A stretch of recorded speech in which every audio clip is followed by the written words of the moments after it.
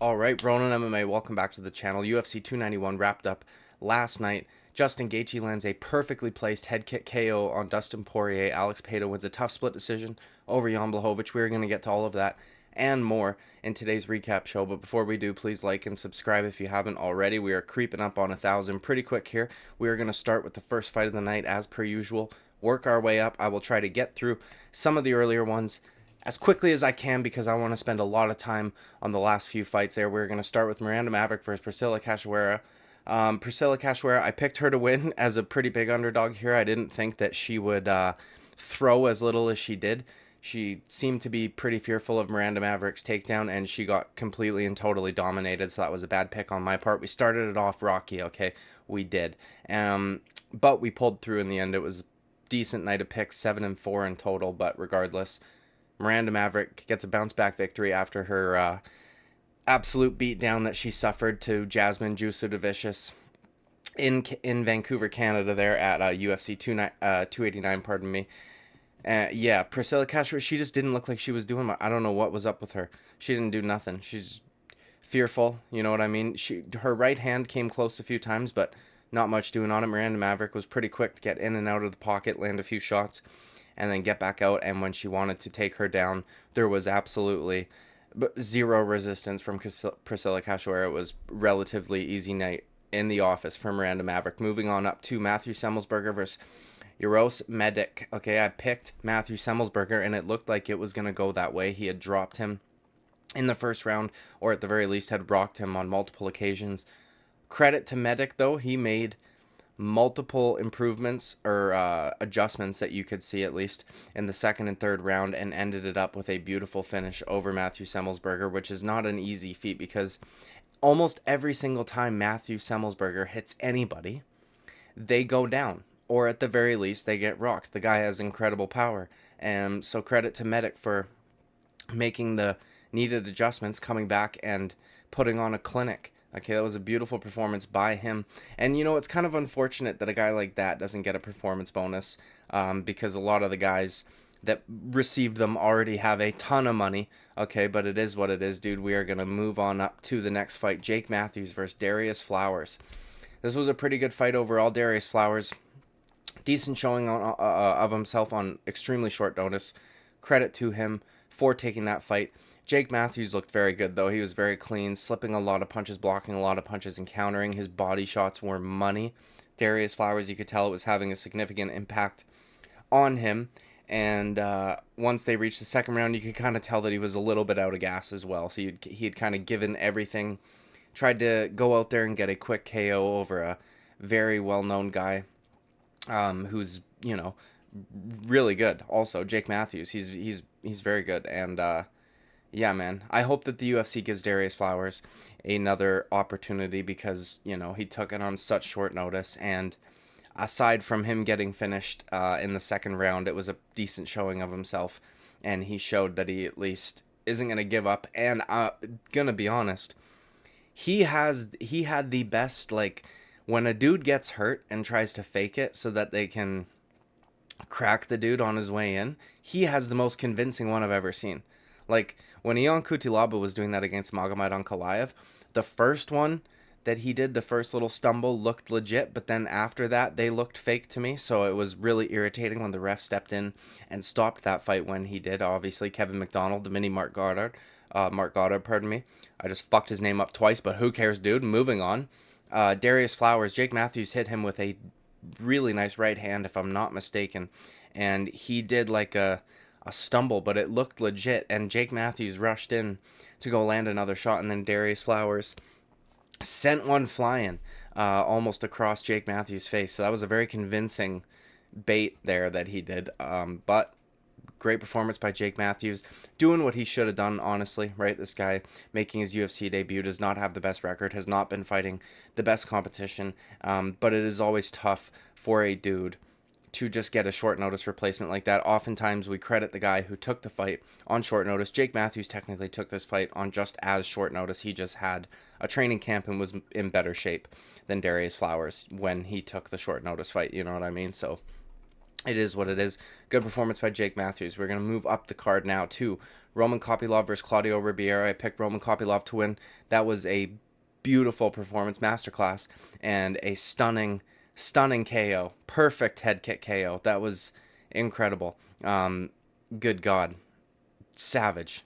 Amazing. The guy's made tons of improvements, especially in the realm of grappling, right? Like his takedown defense is much improved than it was in some of his earlier UFC fights, and we saw that the last time out. That was one of the reasons why I picked him. I thought if Claudio Ribeiro had a chance here, it was to take him down. Now, Claudio Ribeiro did land a few shots of his own on the feet, but not enough. Roman Kopylov gets a beautiful knockout victory over Claudio Ribeiro. Pardon me, I just fucking lagged for a second there. Don't know what's going on. It is early in the morning here. It's 6:30 p.m.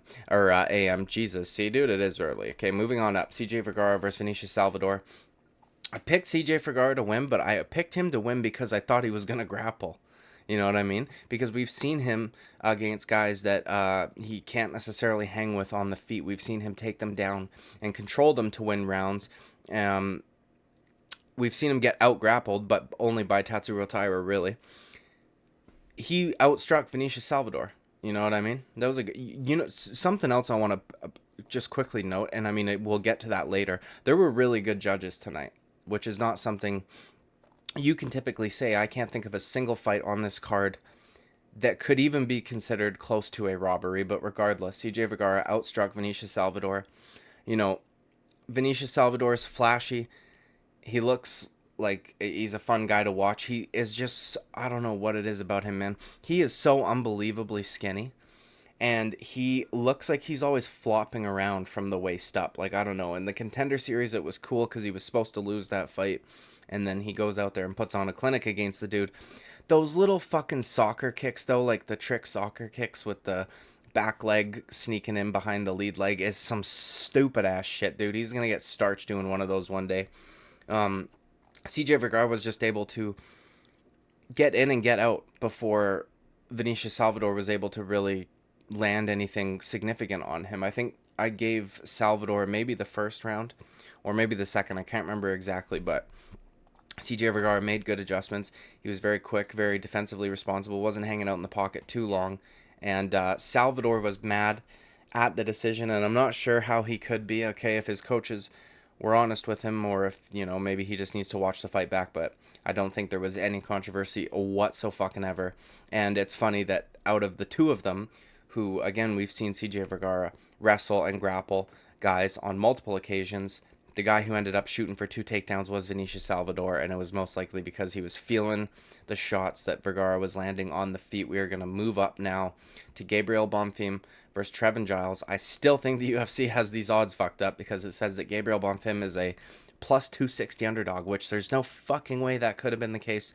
I got something in my eyes driving me crazy. Regardless, Gabriel Bonfim, okay, dude is going to get tagged one of these days. I will say that. He is much too wild on the feet. His punch is, when Trevin Giles would enter to throw shots, his counter shots are fucking nuts, and oftentimes his eyes were closed, and they're coming over the top from weird, like, it, not great, you know what I mean? But against a guy like Trevin Giles, it's just fine, and he gets a standing guillotine. I was frustrated when I saw him jump the guillotine because we've seen so many guys attempt that and it not work, right? Like, guys are able to get out of guillotines now, but Trevin Giles was not, and he locks it up tighter. I think they hit the mat, and then Trevin Giles taps moments later. Great performance by Gabriel Bonfim. 1 minute 13 seconds, a very quick night at the office. He could do a quick turnaround if he wanted to keep his momentum alive. We're going to move up to the first fight on the prelims. Michael Chiesa versus Kevin Holland. I picked Kevin Holland to win, but holy shit, did I did not expect what we got. Do you know what I mean? I thought he was going to be able to avoid some of the takedowns from Michael Chiesa. I thought he was definitely going to get taken down and maybe controlled for a round or something like that, but I thought that Kevin Holland was going to be able to do enough damage on the feet to kind of negate any grappling that we saw from Michael Chiesa and would do enough to win rounds, maybe get a late knockout. That was not the case. Chiesa looked terrified from the opening second onwards. Every single punch, every time they exchanged with each other, he looked absolutely terrible, ducking down like a fucking madman. And Kevin Holland, dude, I love the honesty from him at the where he told Joe Rogan there. He said that knee didn't land. I'm gonna be honest with you guys. He said when Michael feels he's in danger, he does dumb shit, or I'm paraphrasing, but it was something along those lines. That knee looked like it landed, but he's right, it didn't. But because of the knee coming up Chiesa's way, he panic shot, and as soon as Kevin Holland did a perfect sprawl. As soon as they hit the mat, he cinched up that Darce. Like, he knew it was there. And we saw Vicente Luque snatch up a Darce on Michael Chiesa also, but that was not something I was expecting from the likes of Kevin Holland. He talks a lot about his jiu-jitsu game. We haven't seen much of it, right? Most times when he's on the mat with somebody, he is getting dominated. I don't like the idea of him going up to 185. He mentioned this in the post-fight interview with Joe Rogan, because he likes to eat steaks and have sex to make weight, right? Dude's too small for middleweight. He just is. Like, you just don't have the frame for it, my guy. I'm sorry. Michael Chiesa wasn't able to take you down, but Marvin Vettori, Derek Brunson, like, all these guys would be. Chimaev, all these guys. And Chimaev is like an in-betweener. You know what I mean? So, it was a great performance by Kevin Holland, and I was not expecting to see him submit Michael Chiesa in any which way, shape, or form. I thought if there was going to be a submission, it would definitely be on the side of Michael Chiesa. But amazing performance, quick night out, and man, definitely showed us that he does actually have some jiu-jitsu. It's just not all talk, you know what I mean? So, great performance by Kevin Holland. Moving on up the card, Tony Ferguson versus Bobby Green. I took a long shot. I picked Tony Ferguson, plus 285. And you know what, dude? There were moments where I actually thought he would... there were moments where I thought he could get this done, actually. What this fight showed me, though, is that Tony Ferguson is 100%, in my opinion, done. If he didn't retire last night, because as soon as he lost, I ran downstairs to go partake in some THC, and then when I came back up, the next fight was already starting. If he did not retire last night, the motherfucker should, because he's been fighting some of the best dudes out there. You know what I mean? And now, to be fair, in the Nate Diaz fight, he did not look great. But that was a weird kind of opponent shuffle and whatever. But he did show some of what I'm about to talk about. So not only did he get outstruck, his fight IQ is gone. And now that I think about it, you know what I mean? I'm going to have to go back and watch it. His 12-fight win streak, while obviously extremely impressive, is against a lot of guys that just aren't... I don't know, man. His fight IQ is not there. And I don't know if it was ever there, now that I think about it. But he would land a big shot on Bobby Green, like at the end there, which ended up in him getting submitted. He lands a good left hand on Bobby Green and then rolls for the fucking heel. What are you doing? You know what I mean? And then in that first round even, he stung Bobby Green. And then he tried something similar later on. He would land a big shot and not follow it up. And, we saw him drop Bobby Green in that first round. And then Bobby Green just slowly took over, it's crazy to see because that's something that Tony Ferguson usually does. And in that Nate Diaz fight, he definitely showed moments where his fight IQ was not there, right? Like, he basically put his fucking head in that choke that he ended up getting finished with against Nate Diaz. In this fight, even before it hit the mat, even before the rolling for the ankles, all of that shit, he's not cutting him off. He's following him constantly. And when you're fighting a guy like Bobby Green, you could apply pressure. You could probably make him tired. But if you're following him around, I mean, it's not going to be as effective. You need to cut a guy like that off. I mean, you need to cut everybody off. You should never be following another guy. But that's what he was doing the entire time. And then he landed a big left hand right before rolling for that shot. What's crazy also is we saw him submit some really good guys.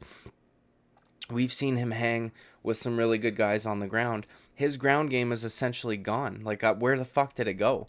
You know what I mean? Bobby Green was just landing big shots on him. Almost no threat of a submission whatsoever. Tony Ferguson kicked him in the head while Bobby Green had his knee down multiple times. Ref didn't see it, didn't acknowledge it, or whatever. But man, it was shitty to see, man. 6 in a row. Dude needs to retire. I mean, it is what it is. I'm not trying to be a fucking asshole over here shitting on a guy while he's down, because I do ultimately respect Tony Ferguson's career and everything that he's done, and it is really unfortunate that he never got a chance at a disputed, like, or an undisputed title, right? He only ever got to fight for an interim title. But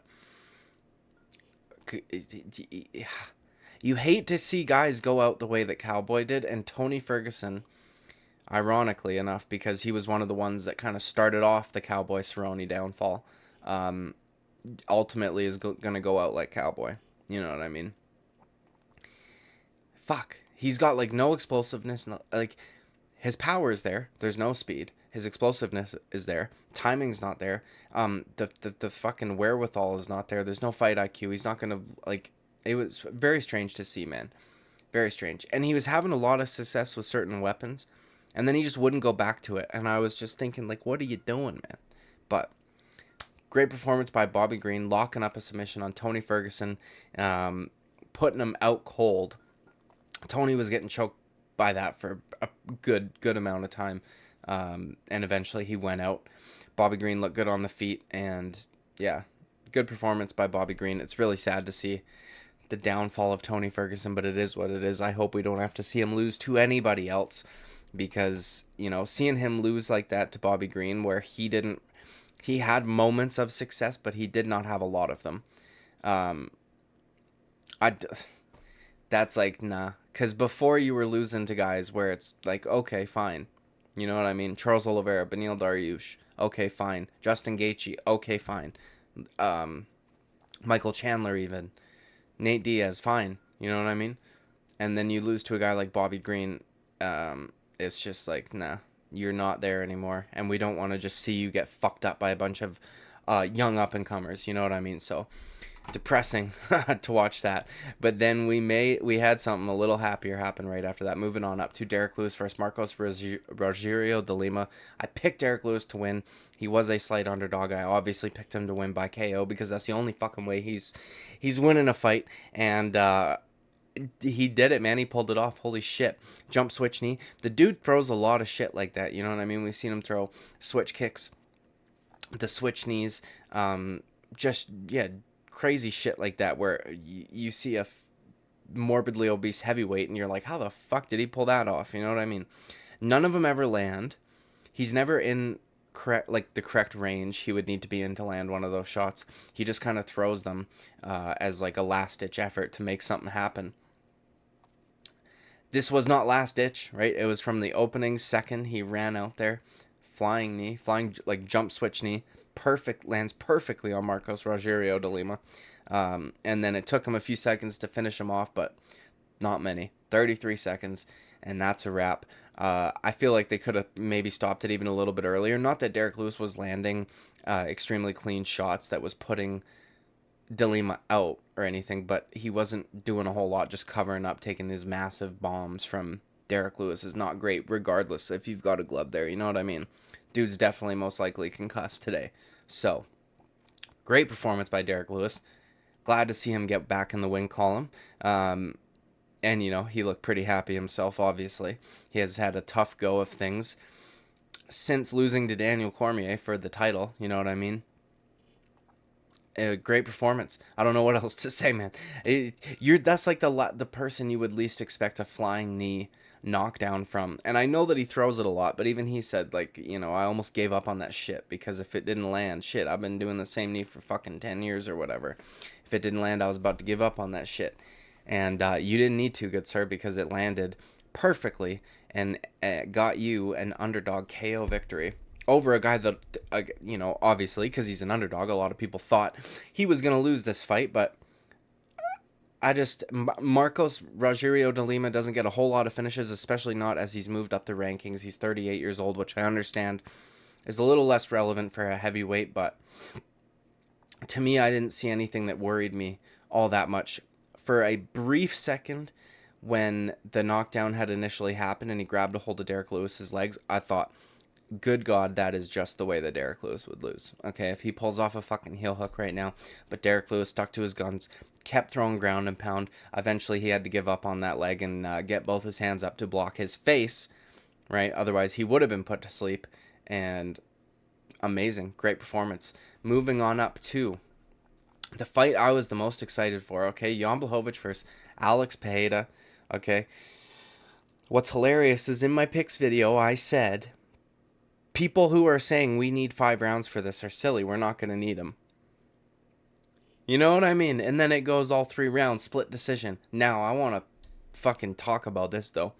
Jan Blachowicz tweeted out saying, a bunch of thieves, they robbed me, right? An MMA Junkie reposts that, and it gets over 11,000 likes. And that's just as of right now, or as of like half an hour ago. You know what I mean?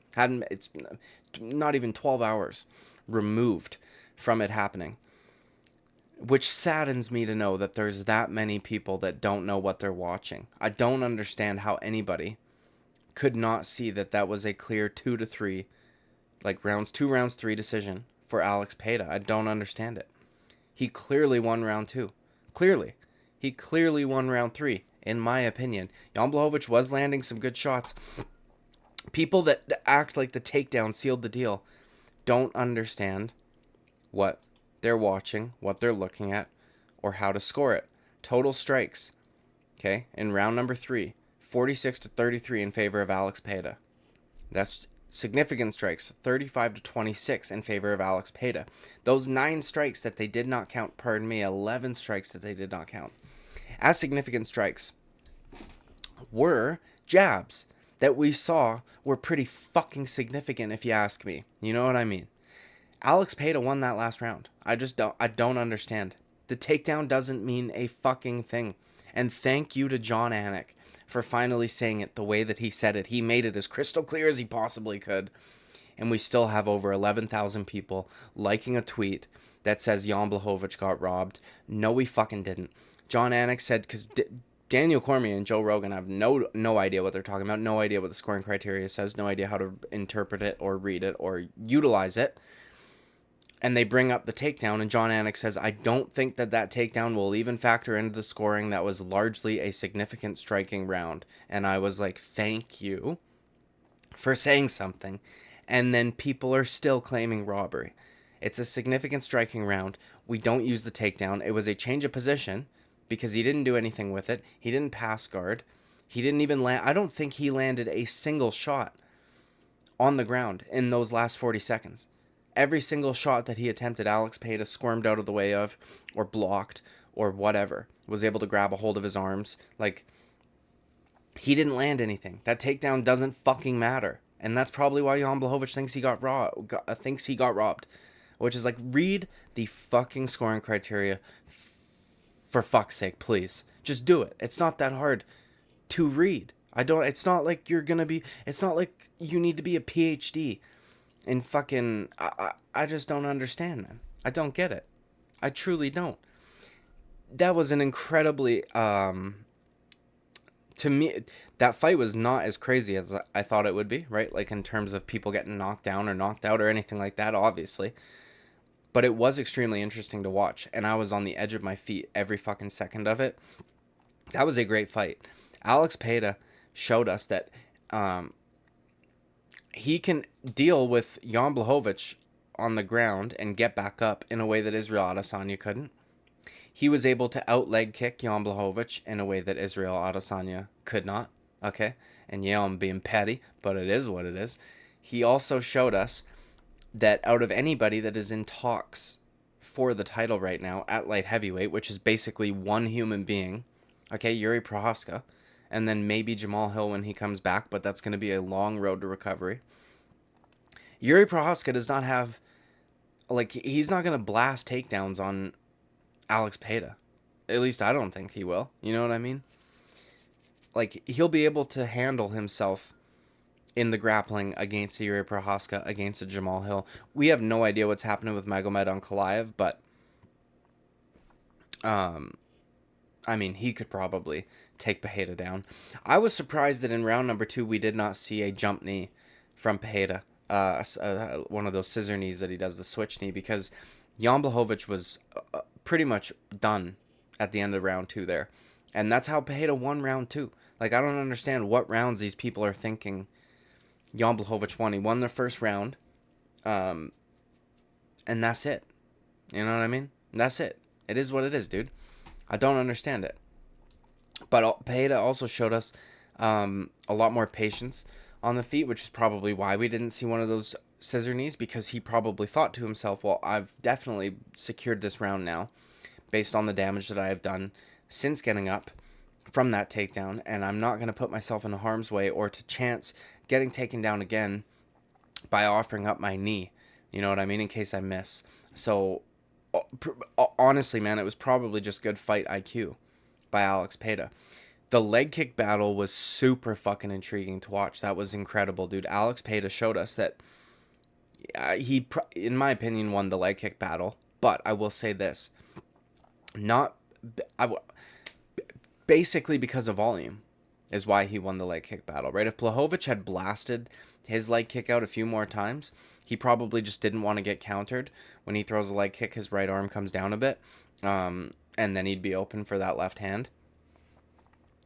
Every single time he hit Pereira with a leg kick, whether it was inside or outside, it definitely hurt him. You know what I mean? It wasn't like Pereira wasn't really able to check them. And even if he did, they still made his leg move. Because Jan Blachowicz' shins are just fucking different, dude. They're made out of desert ironwood. But Pereira's sneaky calf kick that he does to that lead leg there was able to be a pretty big factor in the overall outcome of this fight. He completely butchered Jan Blachowicz' left leg and welts all up and down it. You could tell that it was bothering Blachowicz, but he's got such tough shins and such tough legs, he was able to remain on his feet pretty much at all times. And yeah, man, that was a great fight. I can't believe a single person is claiming robbery. If anything, the one judge that scored it for Jan Blachowicz was attempting a robbery. Do you know what I mean? And now we get to see Alex Pereira fight Yuri Prochazka, I guess, for the light heavyweight championship of the world, unless my fucking horrible theory comes to fruition, but I don't know that it will. And I think he beats Yuri Prochazka because this fight, Jan Blachowicz attempted to make it a grappling match, and Alex Pereira didn't let him. He let him for the first 5 minutes, and that was it. And if he's standing with Yuri Prochazka on the feet, I think he knocks him out, because Jan Blachowicz, as I said leading up to this fight multiple times, is the only other, like, he's top 3 strikers in the heavier divisions in the UFC, at least. So if there was a guy that could hang on the feet with him, it was going to be Jan Blachowicz. Also, Alex Pereira's chin seemed to hold up pretty well. He got tagged with some good left hooks. He got tagged with some right hands. Like, he ate everything perfectly fine. Didn't really get stunned or wobbled too badly at all. And credit to Blachowicz also, because he ate some big shots also. Was able to remain defensively responsible and not get tagged with that left hook cleanly. So that might have had something to do with it, but that was a good fight, man. And I don't understand, like, let me know if you scored it the other way. You gotta give me like a fucking real breakdown in that comment section, because I don't understand how anybody could, and how there could be at least 11,000 people that agree with Jan Blachowicz just on MMA Junkie's post alone. Do you know what I mean? So great fight, great performance by Alex Pereira. Just another feather in his cap against Israel Adesanya, also because Izzy could not beat Jan Blachowicz, whereas Alex Pereira moves up in weight and does it pretty handedly, in my opinion. But anyways, moving up to the main event, Dustin Poirier versus Justin Gaethje. Holy fucking shit, dude. Since when does Justin Gaethje throw head kicks? Now, you could have picked Justin Gaethje to win this fight, and I said that multiple times too. I'm not counting him out. I just think Dustin Poirier is the better boxer. Even if you pick Justin Gaethje to win, I didn't hear of a single human being on the face of the planet saying Justin Gaethje was going to win with a perfectly placed head kick that was hidden behind the right hand. Salt Lake City, something in the fucking water. What is going on over there? Dude, that was incredible. That was fucking incredible. First of all, no one does that to Dustin Poirier. You know what I mean? At least since lightweight. Not a single person has ever finished him in that manner. When he gets beat, it's in the grappling realm. You know what I mean? That first round was extremely close. 27-33 on significant strikes, and they were all significant strikes, which is hilarious. Okay, so not a whole lot of jabs being thrown between the two of them. That does, because, you know, they're in opposite stances also. Dustin Poirier tagged him pretty good on the feet in the first round there with the left hand, straight left. Wobbled Gaethje. And didn't try to go for a finish or anything like that, because, I mean, Gaethje he stumbled around and whatever, but he didn't look like he was out on his feet or anything like that. And then shortly thereafter, 1 minute, round number 2, Justin Gaethje throws a straight right hand and hides the head kick behind it perfectly. Dustin Poirier has his hand up to block, slips, and goddamn, dude. Who the fuck saw that coming? You know what I mean? You could have predicted Gaethje to win. You could have even predicted him. You could have even predicted him to win by KO. There was nobody on earth saying head kick KO Justin Gaethje. You know what I mean? He threw it a couple times in the first round. It never landed. Poirier blocked every single one of them. I guess all it takes is one to wrap around, because Poirier wasn't getting both hands across for it. He was getting just his left arm up. Man, incredible. I mean, fucking hell. I don't even know what else to say about this. I think that the video that I did leading up to this during fight week, Justin Gaethje's much improved defense played a significant factor in this also. Even though he got tagged, right, by that straight left from Dustin Poirier, you could tell that he was rolling with shots, getting out of the way of shots as well. Poirier also was slipping a lot of Gaethje's shots and blocking a lot of Gaethje's shots until that head kick. They were both fairly defensively sound in that opening round, and then fucking hell, dude. Insane. Bro. Insane. I don't know what else to say. Like, Justin Gaethje also... Sorry, I was just thinking about the fight for a second there. Justin Gaethje also... He used way more leg kicks in this fight than he has in his previous fights since he's became more defensively responsible, which it's weird to see because Poirier is a southpaw. So he has to use his lead leg unless he wants to go shin to shin, and he wasn't going shin to shin. It was mostly lead leg. He does like a weird little stutter step switch kick that is very fast. Okay, so they were constantly battling for foot position, right? Because they are opposite stances. So their lead feet are right here, and they were constantly, you could see them going back and forth like this. Justin Gaethje, though, it doesn't matter if he's winning that, because when he throws his lead leg kick, he takes a step to the outside and then comes back in. And it's very hard to defend against also, because the angle that it's now coming at from that step outside and then him coming back in. He landed a ton of leg kicks. I mean, that fight was, it truly looked like the first fight. You know what I mean? Up until that head kick, obviously. Poirier was landing with the hands, and Justin Gaethje is chewing his fucking leg apart. And then... I mean, Jesus Christ, dude. That was savage. Savagery. Incredible. And it sucks that, like, I don't know how I'd like his chances against either Charles Oliveira or Islam Makhachev. I wouldn't have picked... Even if Dustin Poirier had won this fight, I would have said the same thing about him. Like, you know what I mean?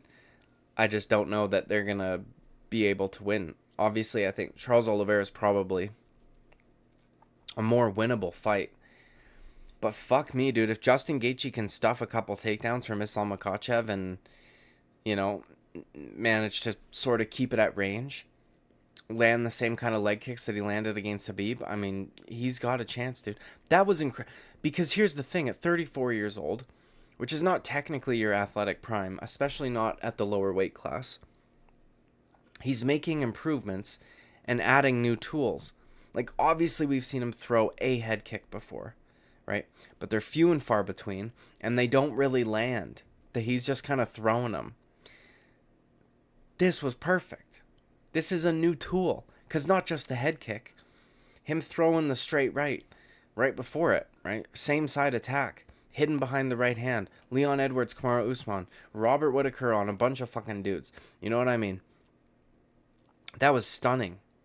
Stunning. Incredible. I don't know what else to say, man. That was incredible. And credit to him, dude. Credit to him. It was a good fight as long as it lasted. And an incredible knockout. Best knockout of his career by far. Especially considering, again, like I said, nobody really fucking does that to Dustin Poirier. You know what I mean? The last time he's got starch, that was a long time ago, and it was not like that. Okay? That was different. That was different. It's going to be really interesting to see Justin Gaethje moving forward, and I found it hilarious that at the press conference they were asking him about Conor McGregor, and he was just like, I don't care. I don't care. You know what I mean? I don't care. And I'm so glad that finally somebody is doing that, because fuck that guy. Stop giving him attention. And the best line, I thought you had to lose to fight him. You know what I mean? It was funny. And, by the way, JL, you fuck. You want to talk about not being respectful or humble? Like, come on now. They were respectful and humble the entire time, because you want to know why, dude? Justin Gaethje ain't cat scratching him in the face. Justin Gaethje ain't hitting him in the back of the head with punches. He's not fish hooking his mouth. Respect given, respect earned. You get it back. So it is what it is. God damn, that was incredible. Anyways, dude, that's the end of this video, because otherwise I'm just going to say that was fucking incredible for the next 10 minutes because I'm looping. I don't know what else to say. I'm going to have to go back and rewatch them to see some moments. I want to pay closer attention to that fight. I want to watch it in slow motion. I have not watched it since last night, so like and subscribe. I would greatly appreciate it. I will see you at the next video. Bye-bye.